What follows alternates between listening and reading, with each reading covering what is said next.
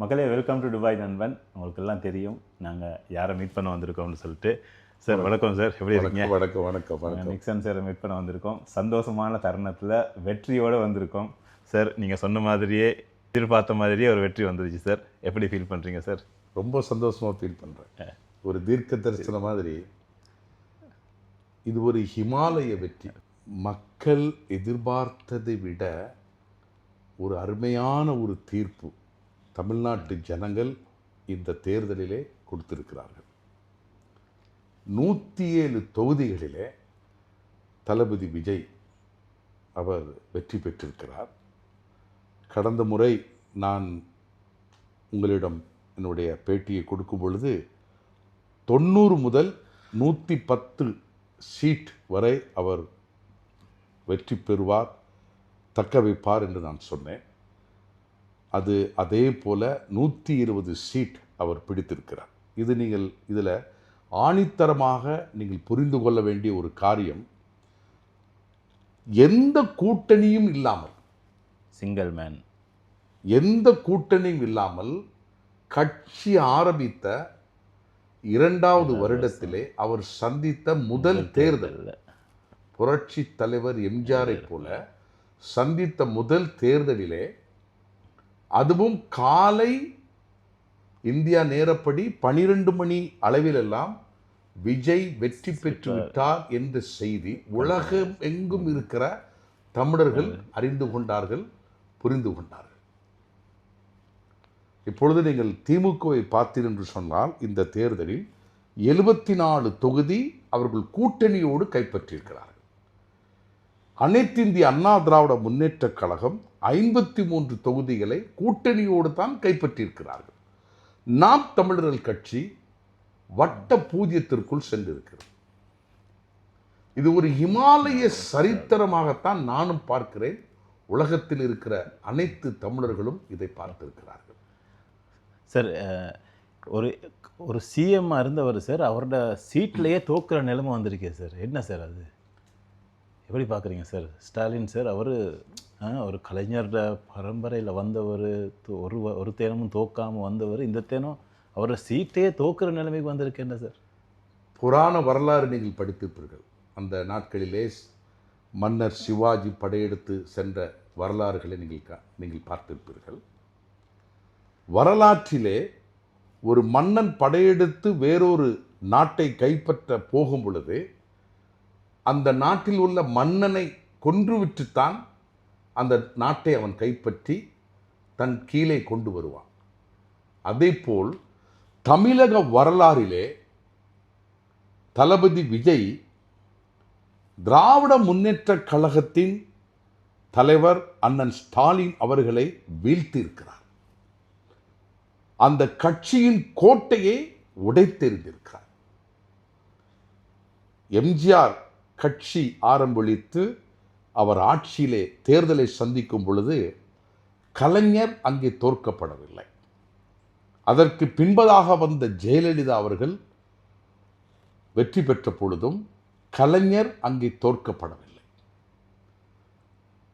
சரித்திரம் படைக்கப்பட்டிருக்கிறது. அதுதான் உண்மை. அதைத்தான் நான் கடந்த என்னுடைய இன்டர்வியூலே நான் சொன்ன ஒரு காரியம், இறைவன் கரம் அவர் மீது இருந்திருக்கிறது. தமிழ்நாட்டு மக்களுடைய பிரார்த்தனையை கேட்டு ஒரு 3 எழுத்து நாயகனை தமிழ்நாட்டுக்கு மன்னராக இந்த 4ஆம் தேதி இறைவன் கொடுத்து விட்டார். ஆக இன்றைய தினம் தமிழர்களுக்கு ஒரு புத்தாண்டின் தினம். இன்றைய தினம் தமிழர்களுக்கு ஒரு தீபாவளியின் தினம். இன்றைய தினம் தமிழர்களுக்கு ஒரு வெற்றியின் தினம். இது சரித்திர ஏடுகளில் பதிக்கப்பட்ட ஒரு நாள்.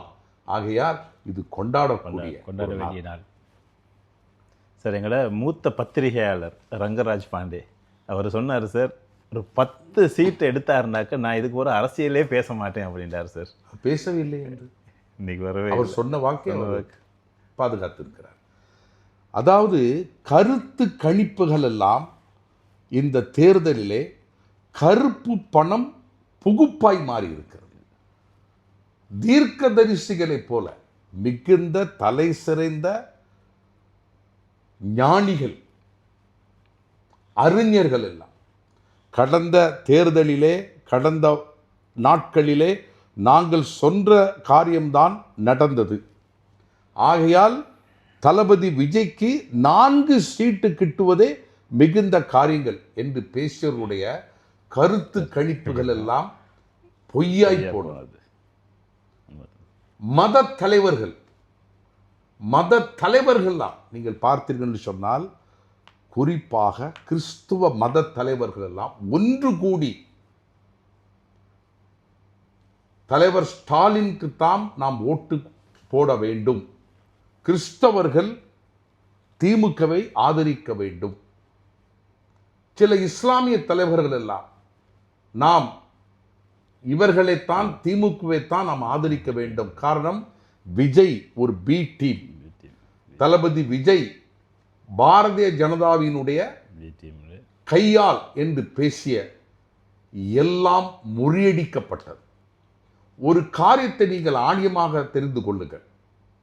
இந்த தேர்தல் வருங்கால சமுதாயத்துக்கு ஒரு பாட புத்தகமாக மாறி இருக்கிறது. கண்டிப்பா தமிழ்நாடு தேர்தல் என்று சொன்னால் ஓட்டுக்கு 1000, ஓட்டுக்கு 2000, 5000 வரை கொடுப்பதற்கு அவர்கள் ரெடியாக இருந்தார்கள், கொடுத்தார்கள்.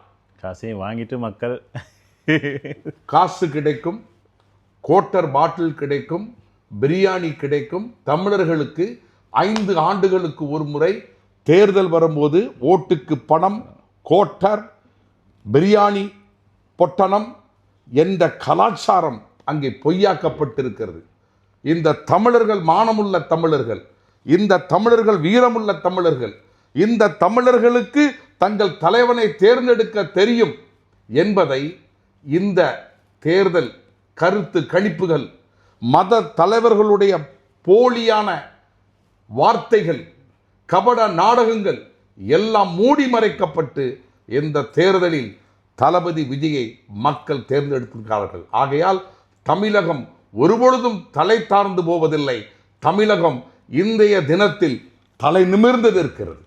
சார், இந்த எலெக்ஷனில் என்ன சார், திமிங்கிலம் மாதிரி இருந்த பெரிய பெரிய அரசியல்வாதி நிறைய பேர் ஃபுல் அவுட்டே சார். அருமையான ஒரு கேள்வி நீங்கள் கேட்டிருக்கிறீர்கள். இளைஞர்கள், தமிழகத்தில் இன்று வாழ்ந்து கொண்டிருக்கிற இளைஞர்கள் இந்த பழைய தலைவர்கள், கடைசி மட்டும் நான் இந்த இடத்தை விட்டு எந்திரிக்கவே மாட்டேன், எனக்கு பின்பதாக என் குழந்தைகள் வருவான், என் பேர குழந்தைகள் வருவான் என்று நினைத்த உங்கள் பாஷையிலேயே அரசியல் திமிங்கலங்கள் எல்லாம் ஓல்டேஜ் ஹோமுக்கு அனுப்பி வைக்கப்பட்டிருக்கிறார்கள். இது நாம் அனுப்பி வைக்கவில்லை. தமிழகத்தின் இளைஞர் பட்டாளங்கள் இவர்களை ஓல்டேஜ் ஹோமுக்கு அனுப்பி வைத்து இளைப்பாறுவதற்கு விடுதலை கொடுத்து விட்டார்கள், விசில் அடித்து விட்டார்கள். நீங்க பாருங்கள், குளத்தூர் தொகுதியிலே அண்ணன் ஸ்டாலின் அவர்கள் 4267 வாக்கு வித்தியாசத்தில் தோல்வி அடைகிறார். யாரோடு தோல்வி அடைகிறார்? VS பாபு என்ற டிவிகே வேட்பாளர்களில் அவர் தோல்வி அடைகிறார். ஒரு புதிய வேட்பாளர்கள் கையிலே அவர் தோல்வி அடைந்திருக்கிறார். நம்முடைய சபாநாயகர் அப்பாவு அவர்கள், அவர் தொகுதியிலே தோல்வி அடைந்திருக்கிறார். கீதா ஜீவன், பெரியசாமி உடைய மகள் அக்கா கீதா ஜீவன் தூத்துக்குடியிலே அசைக்க முடியாத ஒரு கோட்டையாக திமுகவில் வலம் வந்தவர், அவர் தோற்கடிக்கப்பட்டிருக்கிறார். தூத்துக்குடியில் தளபதிட்ட நண்பர் தானே கேட்டார் சார், அது நல்ல ஒரு இல்லை. நான் எதற்காக சொல்கிறேன் என்று சொன்னால், தளபதியுடைய வேட்பாளர்கள் எல்லாம் சாதாரண மனிதர்கள். ஒரு 3 வீல் டிரைவர் ஒருத்தர் இருக்காரு, அவரோட டிரைவரோட மகன் இருக்காரு. புதிதாக அரசியலுக்கு அறிமுகப்படுத்தப்பட்டு நிற்கப்பட்டவர்கள். ஆனால் இவர்களுடைய பின்புலங்களை நீங்கள் பார்க்கும் பொழுது, இவர்களெல்லாம் தாங்கள் வாழ்ந்த அந்த இடங்களிலே பல நன்மைகளை செய்தவர்கள், பொதுநல சேவை செய்தவர்கள், கொரோனா காலங்களிலே மக்களுக்கு உதவி செய்தவர்கள், மக்கள் இயக்கம் மூலமா, வெள்ள காலங்களிலே மக்களுக்கு உதவி செய்தவர்கள், அவர்களுடைய பின்புலங்களை அவர் ஆராய்ந்து தளபதி விஜய் அவர்கள் நல்ல மனிதர்களைத்தான் அங்கே அவர் வேட்பாளராக நிறுத்தி இருக்கிறார். ஆகையால் நீங்கள் பாருங்கள், இந்த மூத்த தலைவர்கள் எல்லாம் இப்பொழுது நீங்கள் மதுரையை பார்த்தீர்கள் என்று சொன்னால், பிடிஆர் எவ்வளவு பெரிய ஒரு தலைவர், அறிவு ஞானம் படைத்தவர், அரசியல் அனுபவம் படைத்தவர், அவர் தோற்று போயிருக்கிறார். நயினார் நாகேந்திரன் அனைத்து இந்திய அண்ணா திராவிட முன்னேற்ற கழகத்திலே அம்மாவின் காலத்தில் கொடிகட்டி பறந்தவர், 3 முறை போக்குவரத்து துறை அமைச்சராக இருந்தவர், தோற்று போயிருக்கிறார். துரைமுருகன் சொல்ல வேண்டுமா? அண்ணன் துரைமுருகன் அவர்கள் கலைஞரோடு வாழ்ந்தவர், இணைந்து நடந்தவர், அவருடைய அரசியல் வரலாறிலே தோற்ற சரித்திரம் இல்லாதவர், தூக்கி எறியப்பட்டிருக்கிறார் இந்த தேர்தலில். ஆகையால் நான் மீண்டும் அதைத்தான் உங்களுக்கு சொல்ல நான் ஆசைப்படுகிறேன். இந்த தேர்தலிலே எந்த ஆயுதமும் பலிக்காமல் போய்விட்டது, எந்த பூஜையும் பலிக்காமல் போய்விட்டது, எந்த மந்திரமும் தளபதி விஜய்க்கு எதிராக எரியப்பட்ட எந்த ஆயுதமும், எந்த பூஜையும், எந்த மந்திரமும் அங்கே செயல்படவில்லை. அல்லாஹ் தம்புரான் அவரை தமிழகத்தின் முதலமைச்சராக கொடுத்து விட்டார், இனி எடுக்க மாட்டார். நீங்கள் அந்த கடைசி வீடியோவில் சொன்ன மாதிரி சார், 2031 போக்குள்ள ஒரு எதிர்க்கட்சியே இல்லாத ஒரு ஆட்சி செய்கிற அளவுக்கு வரமா இருக்கும் சார். கண்டிப்பாக அதைத்தான் நான் உங்களுக்கு சொல்லுகிறேன். இயேசு சொல்லுகிறார், உன் நினைவுகள் என் நினைவுகள் அல்ல, உன் வழிகளும் என் வழிகள் அல்ல. மனிதன் நினைப்பது நடப்பதில்லை. இறைவன், நான் அந்தே சொன்னேன், சிறு குழந்தைகளுடைய பிரார்த்தனை, நீண்ட நாள தமிழ்நாட்டினுடைய வாலிப பெண்கள், வாலிப சகோதரர்கள், படித்த இளைஞர்களுடைய நீண்டகால ஆசை, நீண்டகால குமுறல் இறைவன் கேட்டு இந்த வெற்றியை கொடுத்திருக்கிறான். ஆனபடியினாலே தமிழகத்திலே இவர்களுடைய எந்த ஒரு அசாதமான காரியமும் தலைகீழாக மாறி அவர்கள் என்ன செய்வது என்று திணறி அடிக்க செய்திருக்கிறது. ஒரு கேள்வி சார், அப்படின்றாக்க இப்போ ஒரு டிவிக்கே கவர்மெண்ட் ஒன்று நாங்கள் ஃபார்ம் பண்ணி நாங்கள் செஞ்சுட்டு போக்கோல எங்களுக்கு என்ன மாதிரியான பிரச்சனைகள்லாம் இந்த எதிர்க்கட்சி தருவாங்க சார்? நிறைய பிரச்சனைகளை கொடுப்பார்கள். இப்பொழுது தலைவர் தளபதி விஜய் அவர்கள் ஆட்சி எடுப்பதற்கு இன்னும் 11 சீட்டுகள் தேவைப்படுகிறது. அது இன்று இரவுக்குள் அது பேசி முடிக்கப்படும். இனி இந்த 5 ஆண்டுகள் நமது டிவிகே கட்சியை சேர்ந்த தொண்டர்களும் எம்எல்ஏக்களும் உருவாக போற அமைச்சர்களும் மிகவும் கவனமாய் நடந்து கொள்ள வேண்டும். இந்த 5 ஆண்டுகள் வலதுபுறம் திரும்பினாலும் இடதுபுறம் திரும்பினாலும் குற்றம் கண்டுபிடிப்பார்கள். மக்கள் சேவையை மாத்திரம் மனதில் வைத்துக் கொண்டு சட்டசபையில் எதிர்க்கட்சிகளால் வீசப்படுகிற கற்களை பொருட்படுத்தாமல் முன்னிட்டு செல்ல வேண்டும். 2031 தேர்தல் வரை வாக்களித்த ஒவ்வொரு தமிழ்நாட்டின் குடிமகன்களும் குடும்பமும் இதை உற்று நோக்கி பார்ப்பார்கள். சிறு காரியத்தையும் இந்த 2 கட்சிகளும் 50 ஆண்டுகள் தமிழ்நாட்டை அடிமையாய் வைத்திருந்த இந்த 2 கட்சிகளும் ஒன்று சேர்ந்து எப்படி தளபதி விஜயை அந்த அரசனையிலிருந்து இறக்க வேண்டும் என்ற முயற்சிகளிலே ஈடுபடுவார்கள். மிகவும் கவனமாய் நாம் செயல்பட வேண்டும். ஒற்றுமையோடு, ஒரே பார்வையோடு, தமிழகத்தின் எதிர்காலமே எங்கள் சிந்தனை, தமிழக மக்களின் வாழ்வே எங்கள் எண்ணம் என்ற எண்ணத்தோடு தளபதி விஜய் அவர்களுடைய அந்த ஒரே வார்த்தைக்கு கட்டுப்பட்டு தொண்டர்களும் அமைச்சர்களும் நிற்பார்கள் என்று சொன்னால் இந்த வெற்றி நிரந்தர வெற்றியாக பயணம் செய்து கொண்டிருக்கும். 15-20 வருஷத்துக்கு அசைக்க இயலாது. கண்டிப்பாக எந்த மாற்று கருத்தும் இல்லை. அடுத்து சார் இப்போ எனக்கு தெரிஞ்சுக்கொள்ளணும் சார், இப்போ தளபதி வந்து 2 இடத்துல கேட்டார். ஒன்று திருச்சியில் கேட்டார், மற்றது பெரம்பூரில் கேட்டார். இப்போ ஒரு இடத்த அதில் ரிசைன் பண்ணணும்னு சொல்கிறாங்க இல்லையா சார்? அவர் சொல்லட்டுமே, காரணம் இல்லாமல் தலைவர் 2 இடத்தில் இருக்க மாட்டார். காரணம் இல்லாமல் அவர் இருந்திருக்க மாட்டார். அதாவது தமிழக வரலாற்றிலே ஒரு அரசியல் கட்சியினுடைய தலைவர் 2 இடத்தில் நின்று வெற்றி பெற்ற சரித்திரம் தளபதி விஜய் உருவாக்கியிருக்கிறார். இதுவரைக்கும் எந்த தலைவரும் அப்படி நின்றதில்லை. ஆகையால் அதற்கு ஒரு காரணம் இல்லாமல் இருக்காது. தளபதிக்கு அது தெரியும். ஒற்றுமொத்த தமிழ்நாட்டை அவர் ஒரு அடையாள அட்டைக்குள் வரைந்திருக்கிறார். அது இன்னும் போகும் காலங்களிலே எதற்கென்று நமக்கெல்லாம் தெரிய வரும். தளபதி விஜய்னு சொல்லி வர வேண்டிய படம் ஜனநாயகன் வரல. இப்போ முதலமைச்சர் விஜய்னு சொல்லி வரப்போகுது படம். ஜனநாயக படம் நமது தலைவர் திரு தளபதி விஜய் அவர்களுடைய கடைசி படமாக அவருடைய அரசியல் வாழ்க்கைக்கு முன்பதாக முற்றுப்புள்ளி வைக்கப்பட்ட ஒரு படமாக அது எடுக்கப்பட்டது. இந்த படம் திரைக்கு வந்தால் அநேக காரியங்கள் வெளிச்சமிட்டு காட்டப்படும். இன்னும் ஜனங்கள் தீவிரமாய் தளபதி விஜயை ஆதரித்து விடுவார்களோ என்று சொல்லி அவர்கள் முட்டுக்கட்டை வைத்தார்கள். அதுவும் ஒரு கணக்கில் நன்றாகவே முடிந்திருக்கிறது.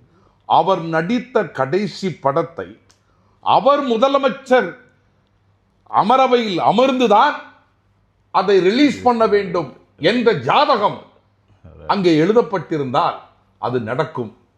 இனி பாருங்கள், இந்த படம் இனி திரைக்கு வரும் பொழுது முன்பு எதிர்பார்த்ததை விட 100 மடங்கு வருமானத்தை இது ஈட்டி கொடுக்கும். இல்லை, ஒரு மனுஷனுக்கு சார் எவ்வளோ தான் ப்ராப்ளம் கொடுப்பாங்க இல்லையா சார்?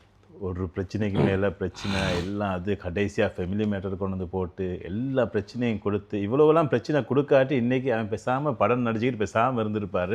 இவங்களோட அரசாங்கமும் போயிட்டுக்கிட்டு இருந்திருக்கும். இன்றைக்கி இந்த 2ல் ஒரு டீம் வின் ஆகியிருக்கும் கட்டாயம். அவங்களா தானே சார் இழுத்து போட்டாங்க இல்லையா? பேசாமல் தலைவா டைம் டு லீட்னு போட்டதுக்கு பெரிய பிரச்சனை. மெர்சலில் அரசியல் பேசுனேன்னு சொல்லிட்டு அதுக்கு பிரச்சனை. அப்படி ஒவ்வொரு படத்துக்காக பிரச்சனை கொடுத்து படம் நடிச்சுக்கிட்டு இருந்த ஒருத்தரை நாங்கள்லாம் ஆசையாக பார்த்துட்டு இருந்த ஒரு ஹீரோவை இன்றைக்கி கொண்டு வந்து அரசியலாதியாக்கி வச்சுட்டாங்க.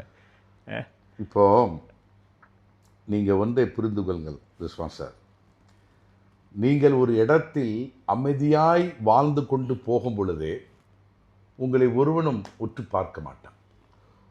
பொது சேவைக்கு அரசியலுக்கு நீங்கள் வரும் பொழுது உலகமே உங்களை உற்று பார்க்கும். உங்கள் பக்கத்து வீட்டுக்காரனும் உற்று பார்ப்பான், எதிர் வீட்டுக்காரனும் உற்று பார்ப்பான். காரணம் எதற்கு? அவர்களுடைய வருமானம், அவர்களுடைய பிழைப்பே அதுதான். ஆகையால் இவர்கள் தளபதி விஜய்க்கு மாத்தமா இந்த குடைச்சலை கொடுத்தார்கள். அண்ணன் விஜயகாந்த் அவர்களுக்கு இந்த குடைச்சல் கொடுக்கவில்லையா? விஜயகாந்த் அவர்கள் எதற்காக அவர் கட்சியை அவர் ஆரம்பித்தார்? திராவிட முன்னேற்ற கழகம் கொடுத்த குடைச்சலில் தான் இன்னைக்கு அதே கட்சியில் போயிட்டு இருக்காங்களே சார் பிரேமலதா. அதுதான். ஆக நான் உங்களுக்கு ஒரு விஷயத்தை நான் உங்களுக்கு ஞாபகப்படுத்துகிறேன். இந்த தேர்தல் நாளிலே ஒருவர் கேட்கிறார், தளபதி விஜயனுடைய தகப்பனாரிடத்தில் ஒரு நெறியாளர் கேட்கிறார், எதற்காக உங்கள் மகன் அரசியலுக்கு வர வேண்டும்? திரைத்துறையிலே இத்தனை கோடிகள் வருமானம் வாங்கி கொண்டிருக்கிற உங்கள் மகன் தளபதி விஜய் அவர்கள் இன்னும் பல ஆயிரம் கோடி சம்பாதிப்பதற்காகவா அவர் அரசியலுக்கு வருகிறார்? இந்த கேள்விக்கு அர்த்தம் என்ன? அவர்களே ஒற்றுக்கொள்கிறார்கள், இந்த அரசியலிலே நாங்கள் இத்தனை ஆயிரம் கோடிகள் நாங்கள் சம்பாதித்துக் கொண்டிருக்கிறோம், உங்கள் மகனும் அதற்குத்தான் வருகின்றானா? அப்ப இதிலிருந்து என்ன தெரிகிறது? அவர்கள் பல ஆயிரம் கோடி சம்பாதித்துக் கொண்டிருப்பதை அவர்களே உலகத்தை எடுத்துச் சொல்லுகிறார்கள். ஆகையால் உங்கள் மகன் இங்கே வந்தால் சம்பாதிக்க வேண்டும் என்றால் வரட்டும், நேர்மையானவனாய் இருந்தால் வர வேண்டாம், உபத்திரவம் நாங்கள் கொடுப்போம். ஆகையால் எந்த வழிகளிலே அவர்கள் உபத்திரம் கொடுத்தாலும் ஒரு பழமொழி உண்டு. பாம்பு உங்களுக்கு தெரியுமா? நாகப்பாம்பு, நல்ல பாம்பு, இவைகளெல்லாம் காடுகளிலே ரோடுகளிலே இரவு நேரத்தில் நீங்கள் பிரயாணம் செய்யும் பொழுது ரோட்டிலே அவர் படுத்து கிடக்கும். நீங்கள் நடந்து போன்றீர்கள் என்றால், சும்மா போன்றீர்கள் என்றால் ஒன்றும் செய்யாது. அது மீது கல்லடித்தால் அது உங்களை துரத்தி துரத்தி உங்களை கொற்றும். ஆகையால் சும்மா இருந்த சங்கை ஏன் ஊதி கெடுப்பானேன் என்ற பழமொழிக்கு ஒட்டுமொத்த திமுக கோட்டையே அடித்து நொறுக்கப்பட்டது. ஒரு தமிழன் 50 ஆண்டுகள் சிறைப்பட்டு போன ஒரு தமிழகத்தை ஒரு வெற்றி தமிழன், வேட்டி கட்டிய ஒரு தமிழன் அதை மீட்டெடுத்திருக்கிறார். இன்று தமிழகத்தின் திருநாள், உண்மையான பொங்கல் விழாவே இன்றுதான். சென்னை சார் அசைக்க முடியாத திமுக கோட்டைன்னு சொன்னாங்க சார். ஆனால் எனக்கு தெரிஞ்ச அளவுக்கு ஒரு சீட்டும் வின் பண்ணலன்னு நினைக்கிறேன் சென்னையில். நான் உங்களுக்கு சொன்னேன் தானே, பெரிய பெரிய தலைவர்கள் எல்லாம் தோற்றுவிட்டார்கள் இந்த தேர்தலிலே. மிகுந்த வருத்தத்தை கொடுக்கக்கூடியது நம்மளுடைய எதிர்க்கட்சியாய் இருந்தாலும் தலைவர் அண்ணன் ஸ்டாலின் அவர்கள் கொளத்தூர் தொகுதியிலே 4207 ஓட்டு வித்தியாசத்திலே அவர் தோற்றிருக்கிறார். ஆகையால் அவர்கள் கெட்டி பாதுகாத்த சென்னை கோட்டையினுடைய பவுண்டேஷன் எவ்வளவு அழகாய் இருந்திருக்கிறது என்பதை நாம் இதில் புரிந்து கொள்ள வேண்டும். சார், ஒன்றை நீங்கள் ஆணித்தரமாக புரிந்து கொள்ளுங்கள் சார். ஜனங்கள் கொந்தளித்து இருந்திருக்கிறார்கள் சார். இந்த கொளத்தூர் தொகுதியிலே அவர் நல்ல காரியங்களை செய்திருந்தால் ஏன் மக்கள் அவரை தூக்கி எறிய வேண்டும்? அநேக இடங்களிலே திமுக தலைவர்கள் வெற்றி பெற்றிருக்கிறார்கள்.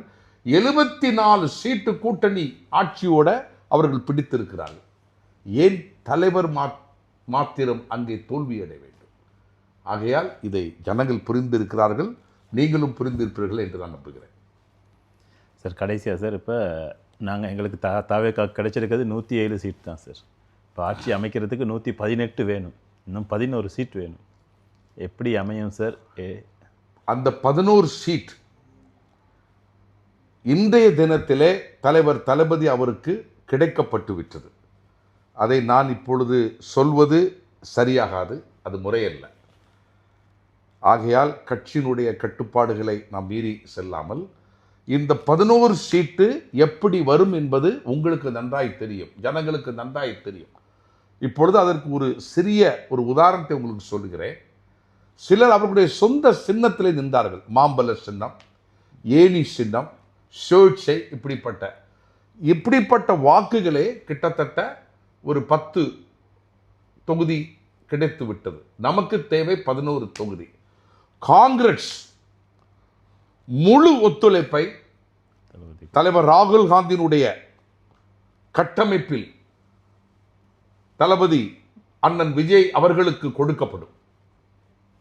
இதர கட்சிகள் அவர் இந்த ஓட்டு எண்ணிக்கை வருவதற்கு முன்பதாகவே நேற்றைய தினமே அண்ணன் திருமாவளவன் அவர்கள் என் ஆதரவு தம்பி விஜய்க்கு என்று சொல்லிவிட்டார். அதிலிருந்து புரிந்து கொள்ளுங்கள், பாட்டாளி மக்கள் கட்சி அண்ணன் ராமதாஸ் அவர்கள், அவர்களுடைய அன்பு மகன் அண்ணன் அன்புமணி ராமதாஸ் அவர்கள் நேற்றைய தினமே வாழ்த்துக்களை தெரிவித்து விட்டார்.